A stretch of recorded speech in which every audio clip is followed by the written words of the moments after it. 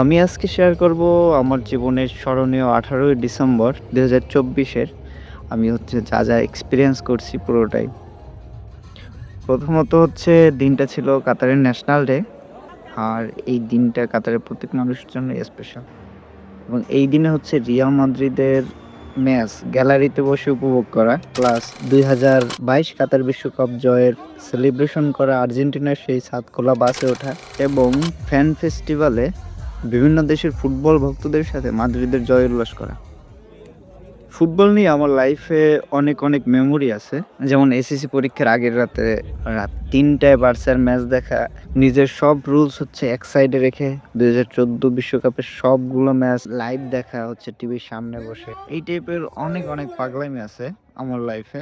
এরপর আমি কাতার বিশ্বকাপে কয়েকটা ম্যাচ সরাসরি দেখছিলাম। কিন্তু আমি কখনো ভাবিনি যে রিয়াল মাদ্রিদের ম্যাচ গ্যালারিতে বসে উপভোগ করতে পারবো। এটা শুধু আমার কাছে স্বপ্নের মতোই ছিল।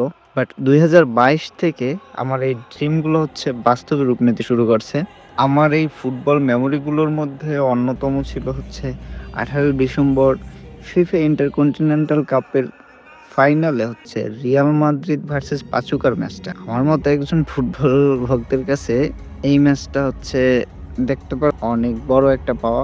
রিয়াল মাদ্রিদের ম্যাচ সরাসরি গ্যালারিতে বসে উপভোগ করতে পারা এবং খুব কাছ থেকে রিয়াল মাদ্রিদ টিমকে দেখা, মাদ্রিদের একটা ট্রফি জয়ের সাক্ষী হতে পারা, রদ্রিগোর আইকনিক গোল, ভিনির ব্রিলিয়ান্ট অ্যাসিস্ট, ভালভার্দের রকেট খ্যাত শট, বেলিংহামের নিখুঁত পাস, এরপর রোডিগারের যে পাগলামি, এরপর রাইট সাইড থেকে লুকাস ভাস্কেটসের লং যে রানগুলো, আর কর্তোয়ার মাথা নষ্ট সেভ তো আছেই।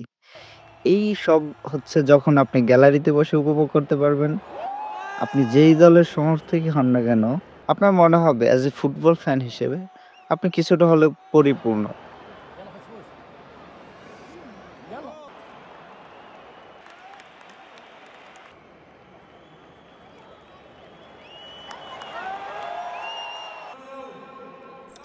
অন্যদিকে এই দিনটা ভিনির জন্য আরো বেশি স্পেশাল ছিল।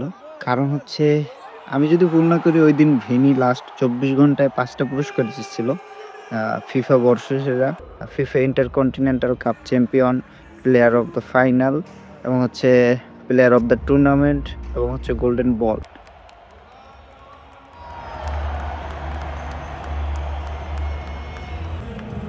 এরপর মাদ্রিদের ম্যাচ শেষে ২০২২ কাতার বিশ্বকাপের চ্যাম্পিয়ন সে আর্জেন্টিনার ছাদখোলা বাসে উঠলাম, যেখানে ঠিক ২ বছর আগে ঠিক এই টাইমেই লিওনেল মেসির আর্জেন্টিনা স্টেডিয়াম থেকে সেলিব্রেশন করে লুসেল সিটিতে প্রবেশ করছিল।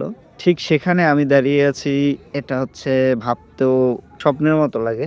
ঠিক এই প্লেসে আর্জেন্টিনা প্লেয়াররা বিশ্বকাপ নিয়ে জয় উল্লাস করছিল। ঠিক সেই জায়গায় আমি দাঁড়িয়ে আছি।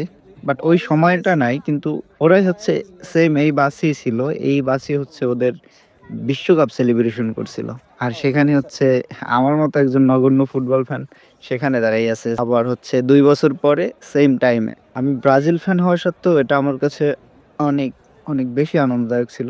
আমার জায়গায় যদি কোনো আর্জেন্টিনার ভক্ত থাকতো, যেমন আর্জেন্টিনার যে ডাই হার্ড কিছু ফ্যান আছে, এরা যদি থাকতো তাইলে তার ফিলটা আরো বেশি আনন্দের হতো। এই যে বাসটাকে কাতার সম্ভবত সারা জীবনই এভাবে সযত্নে রাখবে, কারণ কাতার তাদের বিশ্বকাপের প্রত্যেকটা স্মৃতি অনেক সুন্দরভাবে ধইরা রাখে, অনেক সুন্দর করে যত্নে রাখে। বাসটাও সেই রকম সযত্নেই আছে। এরপরে এটা ফ্যান ফেস্টিভ্যাল ঠিক লুসেল আইকনিক স্টেডিয়ামের সামনের দিকটাতে। এখানে ম্যাচের আগে পরে মাথা নষ্ট করা সাউন্ড সিস্টেম দিয়ে ব্যাপক ডিজে হয় এবং স্টেডিয়ামে আসা দর্শকরা এখানে সেলিব্রেশন করে নেচে নেচে। আমিও বাংলাদেশি কিছু ভাই ব্রাদার পাই, এদের সাথে বেশ মজা করি, লাফালাফি করি, নাচানাচি করি। হ্যাঁ, ব্যাপক মজা করি এদের সাথে। এবং সবকিছু মিলিয়ে যে এখানে যে মাদ্রিদিস্তারা আসে, এক বিশাল এক মাদ্রিদিস্তাদের মিলন মেলাই ছিল। তো মাদ্রিদিস্তাদের সাথে ভালোই উপভোগ করলাম এই বিশাল মিলন মেলা। এইসব কারণেই ২০২৪-এর 18 ডিসেম্বর আমার অনেক বেশি স্পেশাল ছিল। যাই হোক, আবারও দেখা হবে হয়তো অন্য কোনো টিমের সাথে, অন্য কোনো স্টেডিয়ামে, যদি কপালে থাকে।